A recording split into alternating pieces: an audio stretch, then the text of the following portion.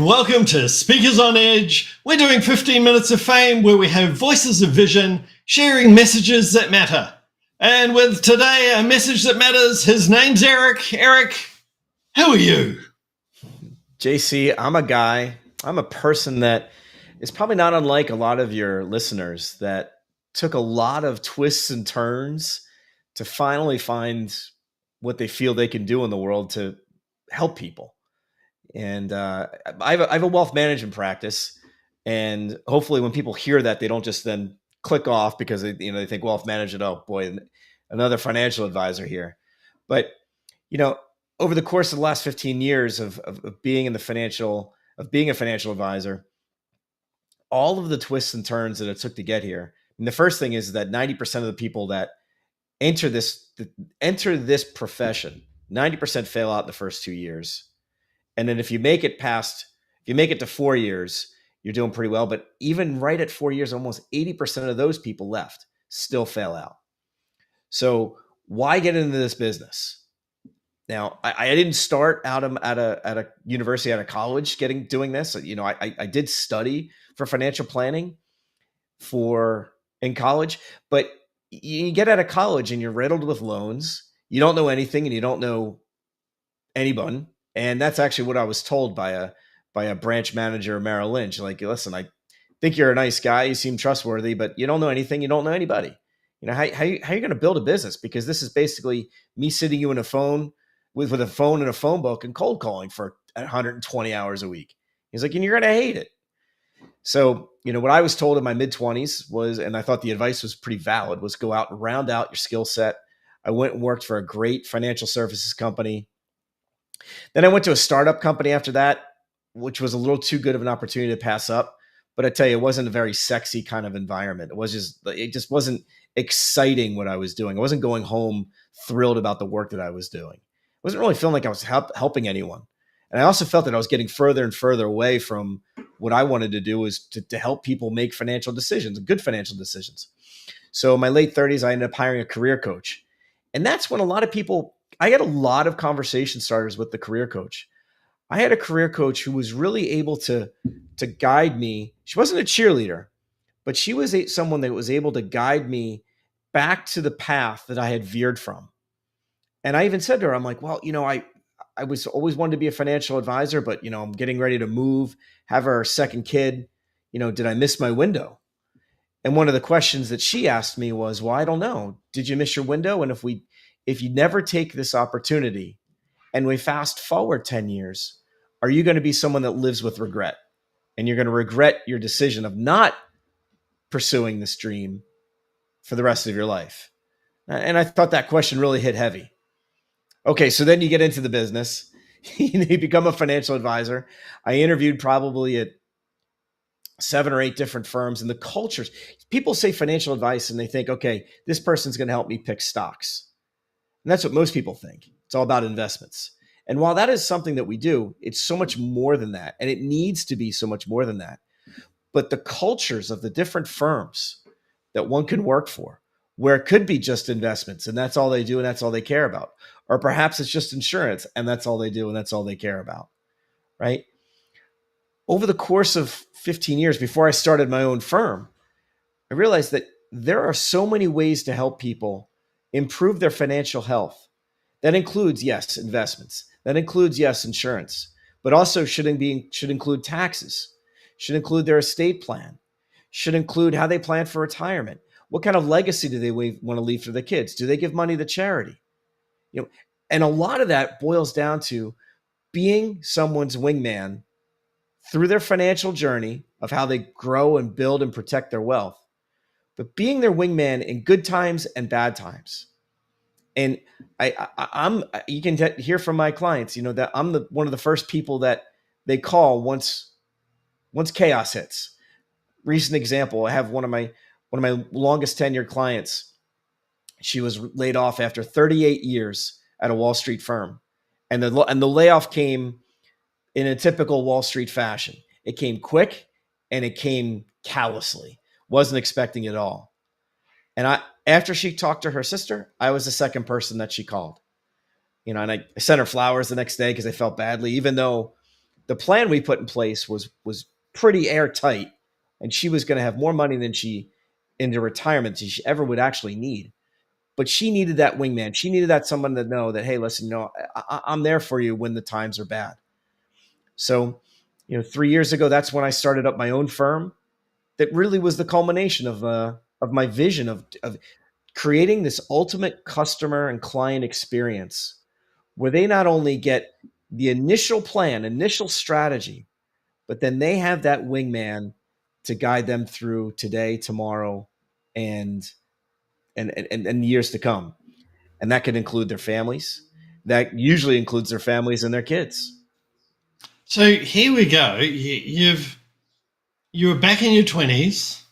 You were looking at financial planning as an option, and you were seeing, okay, you're going to have to do 120 hours of cold calling with a phone book. And I remember the phone books. I remember the cold calling. We're dating ourselves. I've done that experience myself, and I annoyed the company because I was doing computer recruitment. I annoyed their statistics because I'd make 4 phone calls and I'd get 4 jobs that I could promote and fill. They wanted me to make 50 phone calls in that hour period. And I'd make 4. And so I was blowing the statistics out. So they got rid of me because of that. What was it like for you back at that time when here you are in your 20s, when you're still discovering what, you want to help people, but there's so much you didn't know. Yeah. What was it like with that so much you didn't know?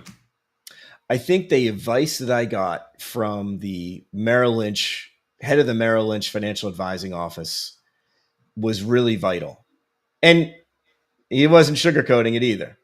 He said, he didn't say it in these he said it much more colorful terms, but he said, you don't know anyone and you don't know anything. He didn't say those exact words, if you can get my drift, right?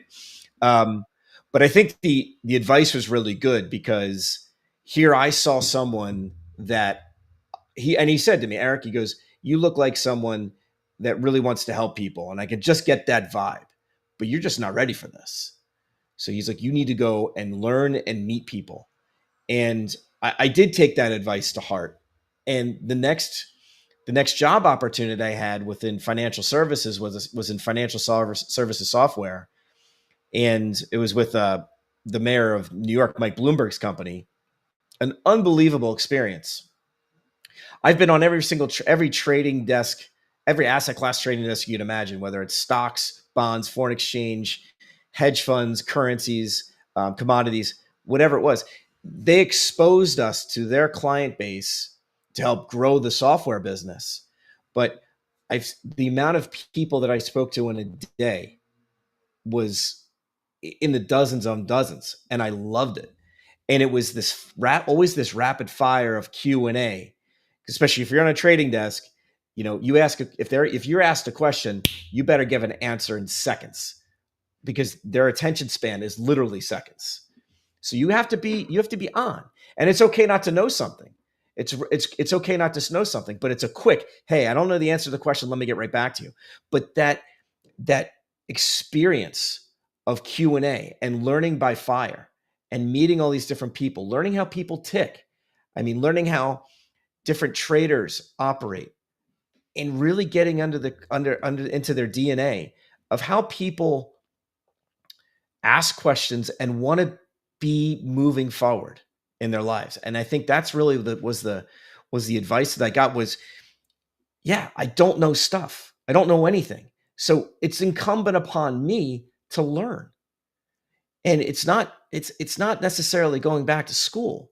Let's go to the school of hard knocks, if you will, and learn this. And then when you get into financial advising, it's the same thing, because when you start out, and I actually had a friend of mine who I grew up with, and he's now a client, but in the first 2 years, he kind of avoided me. And I called him on the carpet, many years later.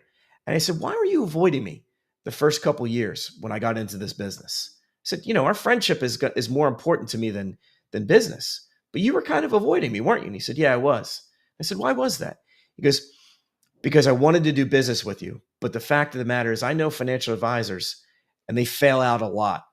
And I didn't want to see you fail, but I also didn't want to put all of my trust in you right out of the gates and see you fail, because then it's a double whammy. Now you failed, and also, like, I now have to find a new person to help me. He goes, I didn't want to see that happen. So, it was really, hey, the responsibility is mine to be able to become someone that clients can trust, and as well as help them.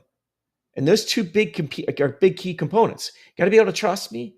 We got to have trust. You got to know what I'm doing is I'm trying to help you to get to your financial summit, whatever that may be. And I cheer it. I cheer it along when people, I was talking with clients yesterday who just retired about a month ago, and they're really nervous, but their retirement, even in their first month, has been so enjoyable. The things that they've done, the little weekend trips, they're taking little weekend trips instead of the big trips, right? The big trips are on the horizon, but they're nervous because they haven't had this much time together in 20, 30 years. But it's so much fun to celebrate the fact that we've been able to, many years ago, build a plan. Now they're able to retire on that plan.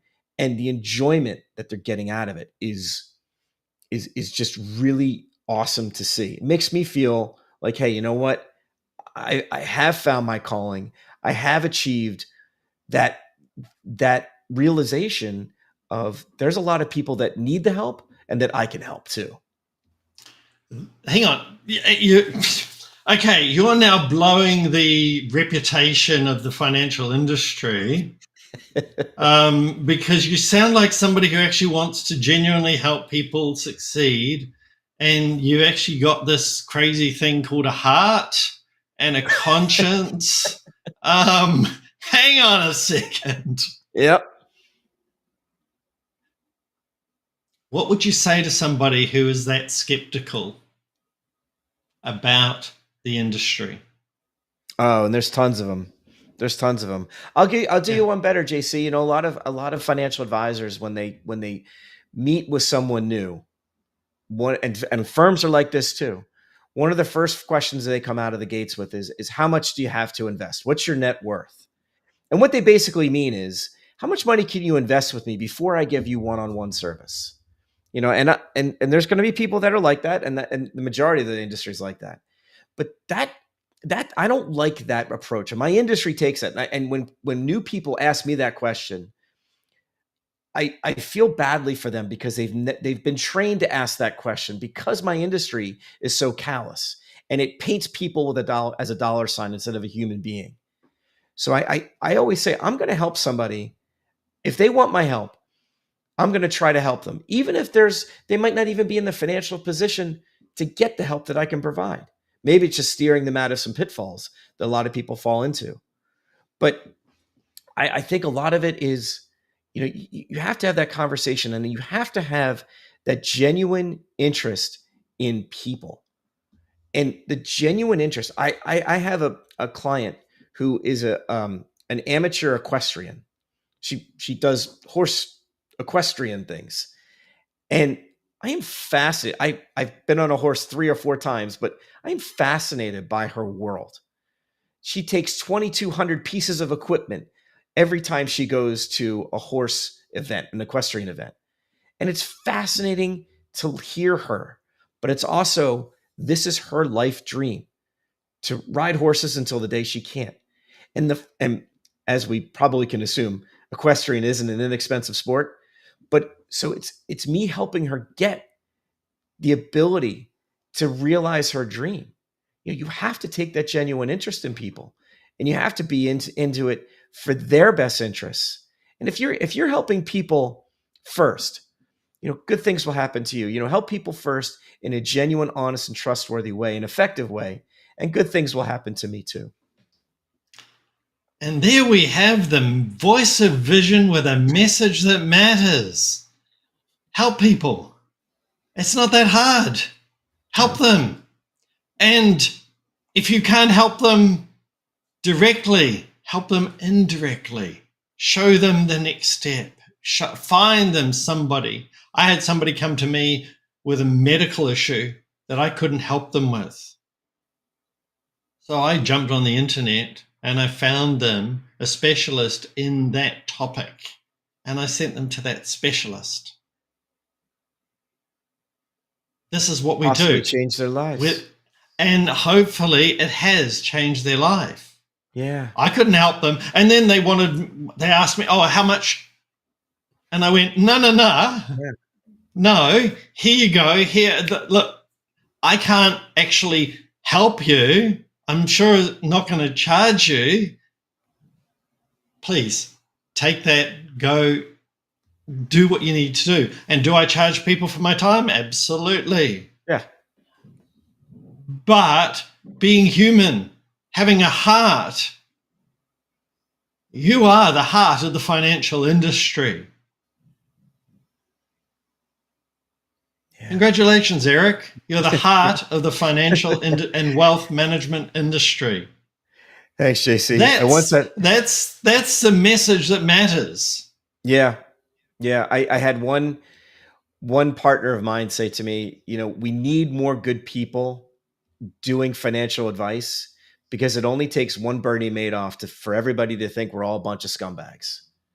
Exactly. And we need today, today you are one of those good people. You had an amazing message that matters. Where can people find you? Best way is on my website. It's www.emangold, emangold.com. Plenty of freebies, videos, ebooks to download. And if they care to choose, they can reach out and get in touch with me. Fantastic. We'll also have a photo of you on our 15 Minutes of Fame guests page on the speakersonedge.com website, with a button that links to that web address as well, to emangold.com. So that's it for today's show. What a message that matters. Help people. We'll see you next time. We'll see you next time. Bye.